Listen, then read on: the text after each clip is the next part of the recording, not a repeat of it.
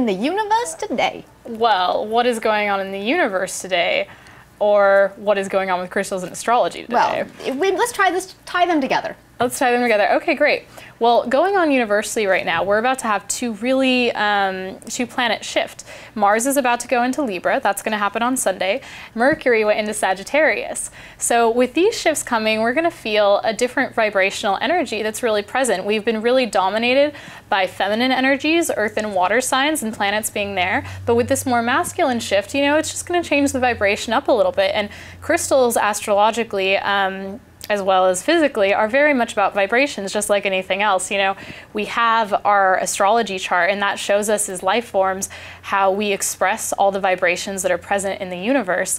Well, rocks obviously are not life forms, at least in the sense that we are. Living beings express energy outwardly, but crystals and rocks absorb that energy, and they have a lot of time over which to absorb that energy. Just like with flowers or plants, flowers are a certain color because they absorb certain wavelengths and they reflect others. Crystals and rocks work in a very similar fashion. So astrologically, everybody's heard of birthstones.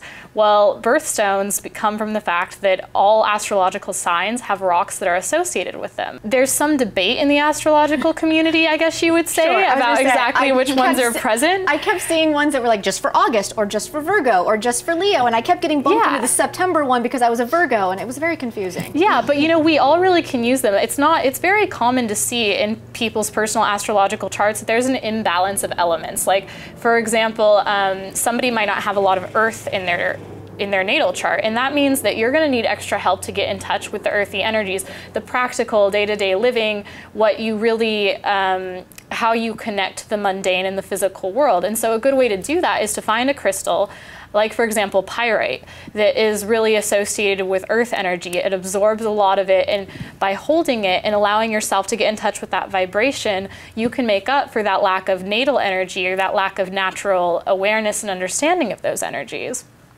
So, so you just mentioned one for earth signs. What if you're lacking in the other signs? What would other be What if you're ones? lacking in the other signs? Okay, if you're lacking in air, lapis lazuli is a really good one. If you know anything about chakras, it's often associated with the throat chakra, talking and communication.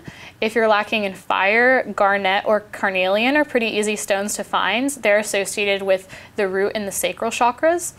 And if you have any issues with water, I think moonstone and hematite are actually really good. Hematite often is associated with earth as well, but it's the more emotional and spiritual aspects of earth. So all of those together can really help to ground people. Okay. For more weekly woo-woo, like us on Facebook, follow us on Twitter, and subscribe to us on emPOWERme.tv.